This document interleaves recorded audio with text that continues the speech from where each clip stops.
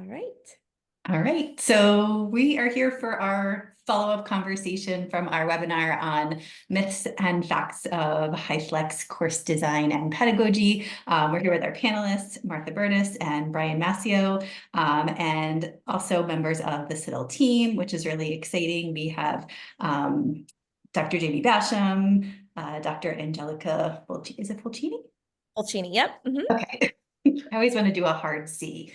I know. And Samantha Goldman. So thanks all of you for being here. And we're just going to have a fun, informal chat about contents of the webinar, some questions that have been submitted. Oh, and it looks like we are being joined. Yes. Oh, awesome. I'll wait for Erica to jump on.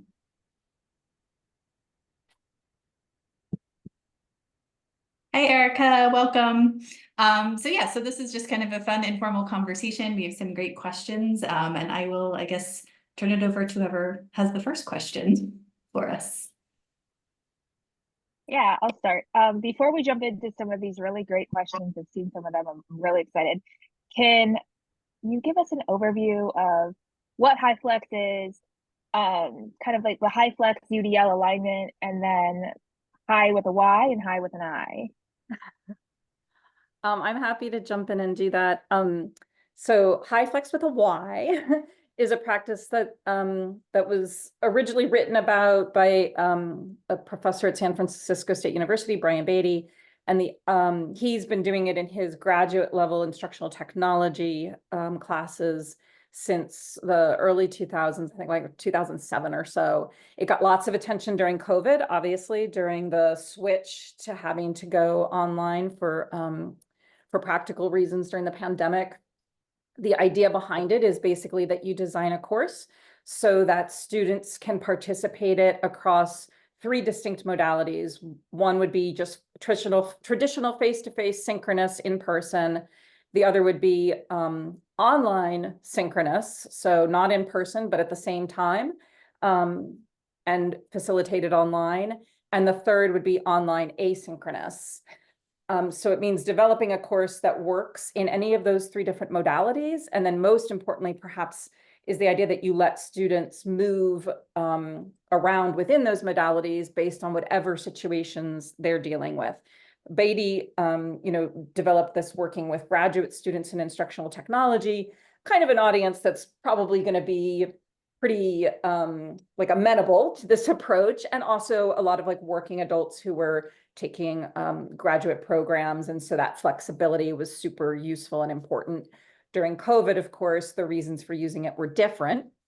But the overall gist of it is that you develop a course that can work in any of those three modalities, and you give your students the choice of how they go about engaging on a weekly, daily basis. One of the important aspects of HyFlex is that while all your learning outcomes are the same, no matter what modality students are using or moving around in, how they achieve those outcomes might be different. So you don't necessarily assume that students are going to have the exact same experience if they're in person, online, in person, face-to-face, or in person or online asynchronous.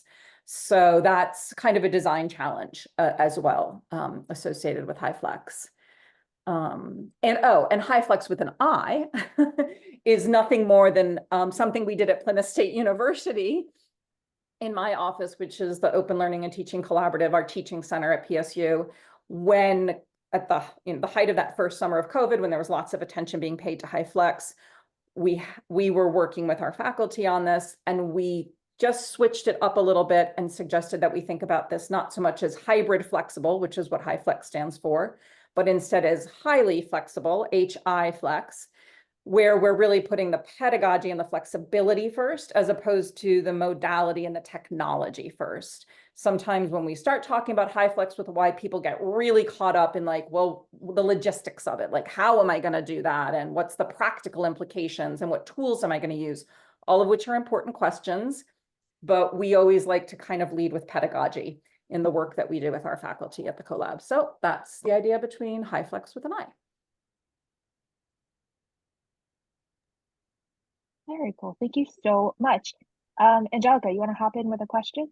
Sure. And I know Erica's here. She sent us a bunch. So I'm gonna pull one from hers. Unless Erica, you have one you'd like to share with the group. No, the ones that I sent you are fine. Cool. All right. So let's see. What are the top 3 competencies needed for success in the HyFlex pedagogy?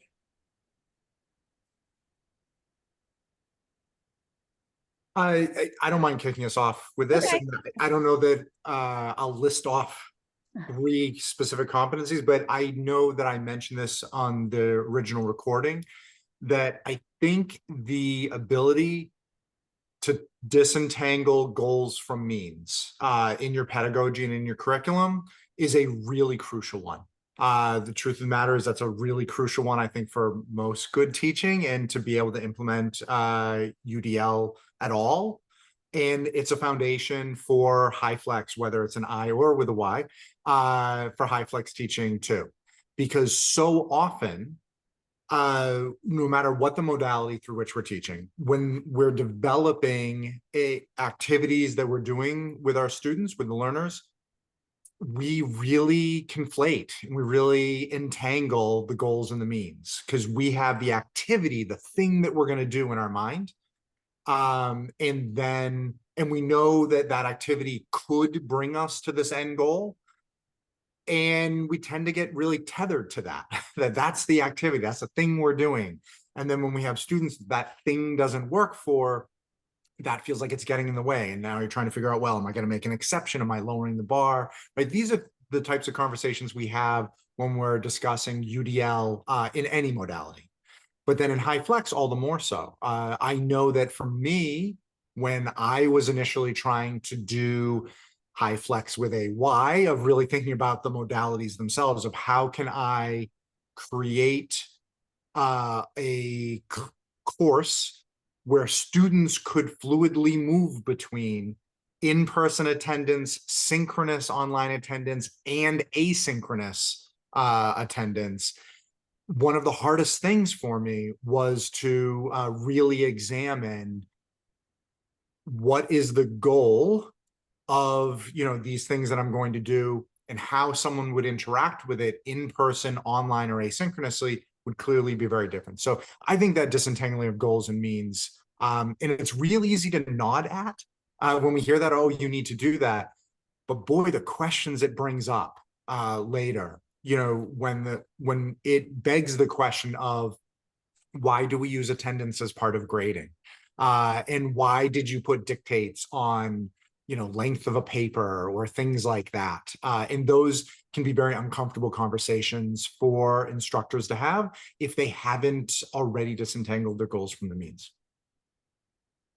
Yeah, I am so glad that Brian emphasized that the other day and is talking about it today, because I think it is it's such an important point to just the fundamentals of how you do this design work.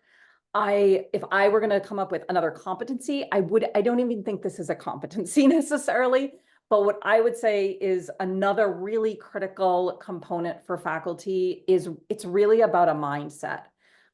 It isn't so much about particular skills necessarily. You can develop the skills, you can develop the techniques and strategies, so to speak, to teach in these different ways and to teach in all of these different ways at once. But where I see faculty struggle the most is when they have not yet shifted their mindset to embrace the idea that this could work and that this could actually benefit their students in important and meaningful ways. And mostly that tends to, and like related to what Brian just said, mostly that tends to be sort of like uncomfortable, kind of tacit, unspoken assumptions we all make in our teaching about how we want things to happen and how things have happened in the past and how we'd like them to continue to happen. And so when faced with a really radical different approach, you have to kind of let go of so much of that and open yourself up to the idea that what you're going to be doing is going to look and feel different for you and for your students. And you have to find a way to be comfortable with that discomfort, so to speak, which is really hard to do. And it is particularly hard to do in the midst of a pandemic which is why, you know, we both talked about the other day that, like, yes, people were doing HyFlex, but they weren't doing HyFlex the way anybody would suggest that you go about doing this. If you really were going to tackle this in a course, you would do this in a much more kind of like thoughtful, methodical, considered way than anybody really had a chance to do at the height of the pandemic. And I think just to build on that, one more thing I would add, just speaking particularly to a teacher education audience, like a special ed teacher education audience. Brian and I have done a lot of teaching together, and a lot of our learning about HyFlex was from Martha and Nicola during the pandemic. But I think one of the things that was really powerful for us was just thinking about our roles as teacher educators. Our students are learning not just what we teach, but they're learning how to teach from how we teach.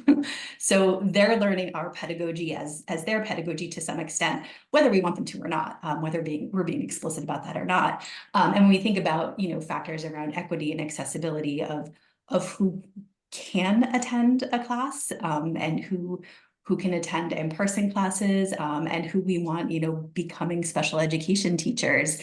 I think just along with that mindset, it really opens up a lot of doors in terms of accessibility and breaking down some of those barriers for people who, for whatever reason, might not be able to come to campus or might not be able to engage in a certain way. So I think it really just broadens, the pool of amazing special educators that we could have. And I know Brian talked the other day too about, just hearing from the disability community, and things that they've been asking for a really, really long time that suddenly became possible when everybody needed them. We want to make sure that doesn't go away, especially as we think about, preparing future special education teachers.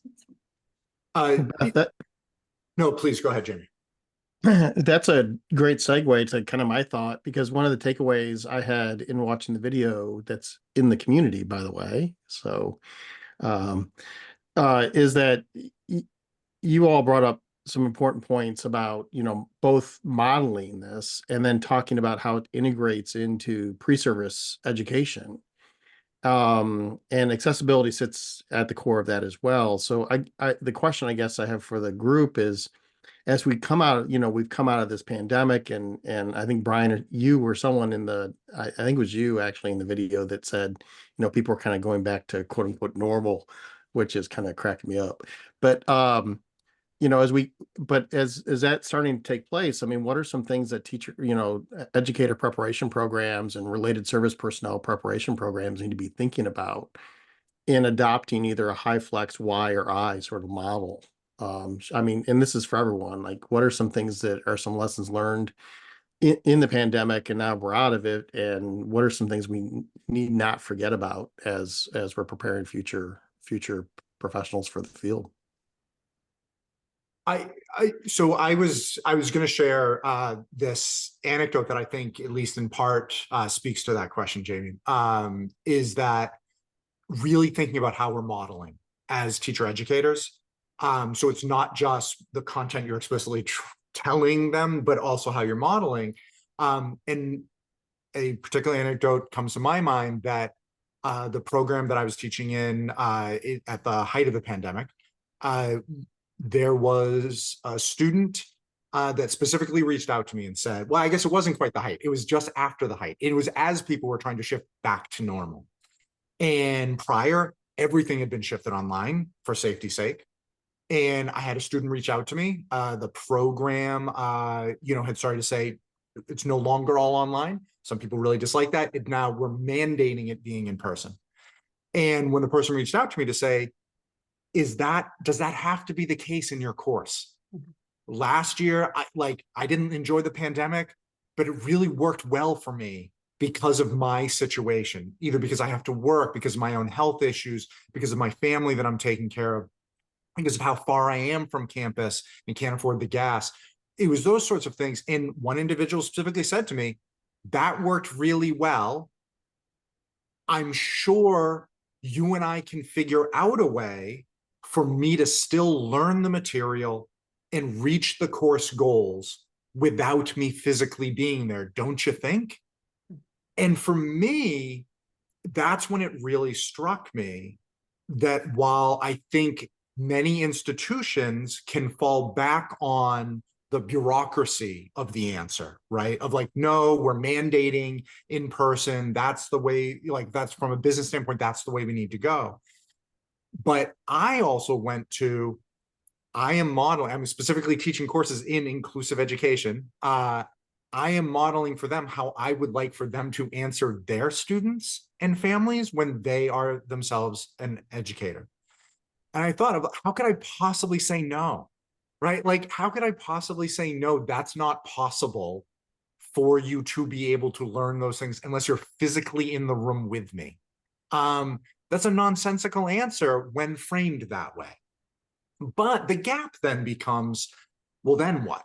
Right? So the answer is like, yes, of course, there are ways for you to learn it. So now the question is, am I going to do that as an exception to what I'm doing with everyone else? Which is what I tell them is not really an appropriate UDL approach, right? A really important UDL approach is to think about the exceptions or the accommodations that some folks may be asking for. How do you universalize those so they're accessible to all? There's a lot of work to do in between, right? It's one thing for me to say that's what needs to be done, but then there's both practical, technological, as well as I'll say political, not meaning partisan politics, but just meaning the politics within an institution of what does that mean for others who are saying no to it? What does that mean for whether I'm being consistent? But I'm a very firm believer that how we model our pedagogical decision-making as teacher educators is perhaps more important than the individual pieces of content that we're teaching. I have a multi-part question that I think is going to make it is a little more practical. So there are lots of little pieces, but how do you describe that flexibility in your syllabus? You know, what does the asynchronous versus synchronous look like? Like, is the asynchronous just recorded versions of what you did in person? Is it pre-recorded? And how do you make sure that regardless of the modality, all the students get the same content? And then all of these are also in the chat. They're all very highly interrelated though. And then the last one, teacher educator piece a little bit. How do you make sure that when a student that is choosing to participate either asynchronously or synchronously online, when they have a question that your response isn't, well, if you were in class, you would have known. So those are my more practical questions. So I'm happy to jump into a few of those. I think one of the instincts that people have when they're first introduced to HyFlex, particularly in a situation where they don't have a whole lot of choice, they just have to start doing it, is to do exactly what you described, which is like, okay, we'll meet in person. Some people will join virtually through a tool. I'll record it. I'll post that online. Asynchronous students will watch that video and it will basically be the same thing. And that's going to be HyFlex. And then I'll have some, activities and assignments that can be completed in class, but also essentially the same thing can be done individually on their own. I think what I would suggest is that in order for HyFlex to really be effective, you have to really examine and understand and unpack what each of those three modalities are and what they offer and afford, and use them to those advantages, as opposed to prioritizing one. Because in that model, what you're really saying is what matters here, the best thing would be for you to be in the class with me and us talking face to face. But okay, I'll let some people Zoom and I'll record it and they can have the same experience, which we all know isn't really the same experience. When we were working with faculty during the pandemic who were trying to move to HyFlex, a lot of the literature that we looked at and the instinct that we had that I think is a good guiding instinct is to look at those modalities and actually start with designing for fully online asynchronous, because that is often the one that is furthest from what you are used to. It is the most different from the traditional. And if you think about how can I design for fully online asynchronous, an experience for my students that will not only cover the content that I think it's important and meet the learning objectives that I've identified, but will be an enriching experience where there is a possibility for community to develop, where students can still find intrinsic motivation to participate in this class and be a part of this class. That's really the hardest, I think, nut to crack. Once you've done that, I find it easier to then sort of back out of that and say, okay, that's designed. What's the point of being together in person? Like, why are we in person? And how can we use in-person time, not to just do what I've always done, but to really do something that I can only do that way? And what could students do synchronously online that they could really only do and is harder to do if they're in person? A good example of this, for example, is like at PSU, you know, as at many schools, there's been this big push of like, we need to go back to normal. Everybody should meet face to face. Meetings should happen face to face. So like just talking about meetings, for example, like I'll be on committees where half of the group will be in the room and another half will be on Zoom still. And very often it is so much easier to collaborate and work together when you're working with people on Zoom, because you can share documents and you can chat and you can talk and you can see each other's edits. Whereas when you're sitting around a table, it's a much more awkward like interaction. So are there things that can be happening in these different modalities that really play to their strengths, that really understand what they are at their core? And how can you kind of weave that into your pedagogy so that your students don't feel like they're getting this kind of like second-rate version of the primary modality, but instead, anytime they switch to a different modality, they're getting something really richly conceived and authentic to that particular space. I don't One know thing I if would that's all add your questions. Sorry, Brian. No, go ahead, Beth. Just one thing I wanted to really quickly add that I think responds to your question a little bit, Sam, but also to Jamie's question too, is like, I think, first of all, this is like super iterative, right? I mean, I didn't do this very well the first time, but I remember like later learning that idea that you know, Martha just mentioned about maybe like thinking about the asynchronous pieces first, which was really helpful advice. But I think one of the most powerful things you can do, especially in teacher education, is gather data from your students, right?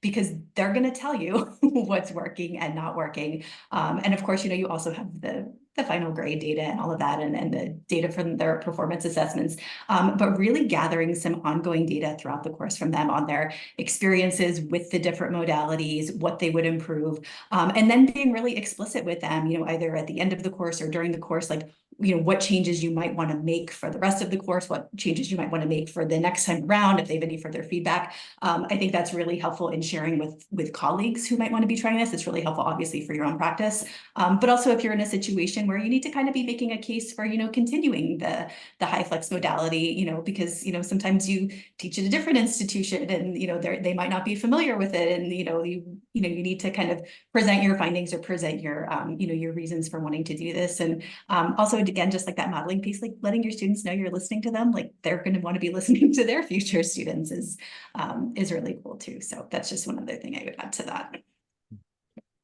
I just want to build on a couple of things that Martha said and that Beth has said now. One is that equivalency and the idea of it being equivalently valuable, which doesn't mean that it's the same. But I know when I was talking with other faculty, sometimes the pushback that I would get is, well, I only want them to be able to attend asynchronously if they really need to, and only if this number of times. And a lot of times what that would come back to is because on some level, the instructor was implicitly recognizing that what they had developed for the asynchronous was not as good. And so they were really only willing to have someone settle for that if it was absolutely necessary. But once we talked about that explicitly and said, well, but if it was just as good, then would you limit it? Then would you have it only if necessary? And the answer to that very much became, no, I guess if it was really just as good, then why would I restrict which one they could do? The limiting factor, of course, becomes, but I don't know how to make it just as good. And so then that becomes the new focus of the work is, all right, now let's make that just as good. I would point out, I think that recording class, I almost always, whenever I am able to, that's just an absolute go-to. That doesn't mean that then that answers the question of how the asynchronous happens. Because the truth of the matter is that's actually really helpful for the folks who are in person as well. I've had lots of students say it takes an enormous amount of pressure off whether they are able to follow along with everything in class. They know they can go back, re-listen to recordings. They know they'll have the transcripts from those recordings. They know those things will be captured. And so that, if you start to have that as a default, that I definitely do that for class no matter what, how you start to build in the asynchronous aspects becomes a lot easier.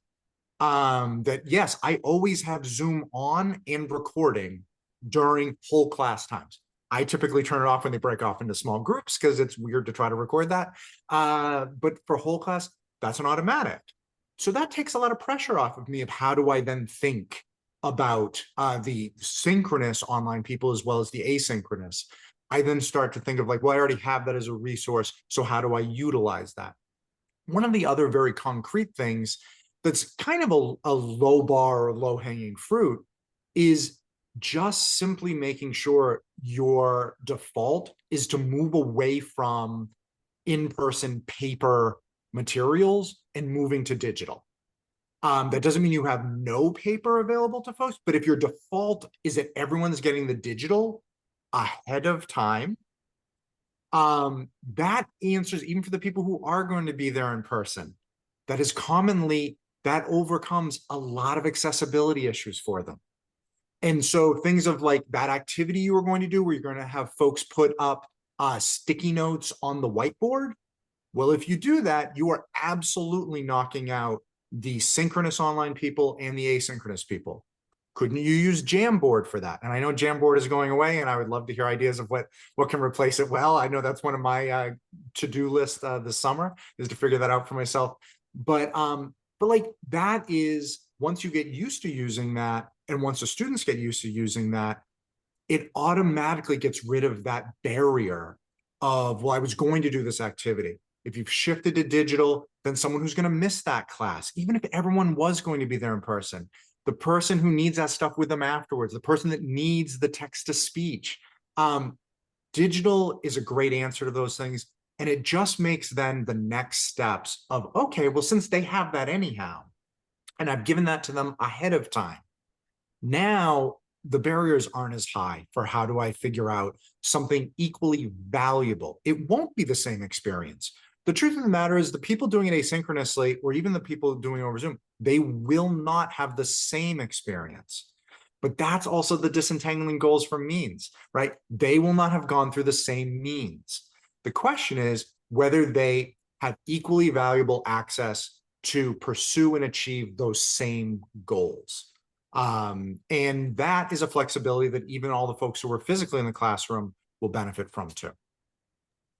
That was great.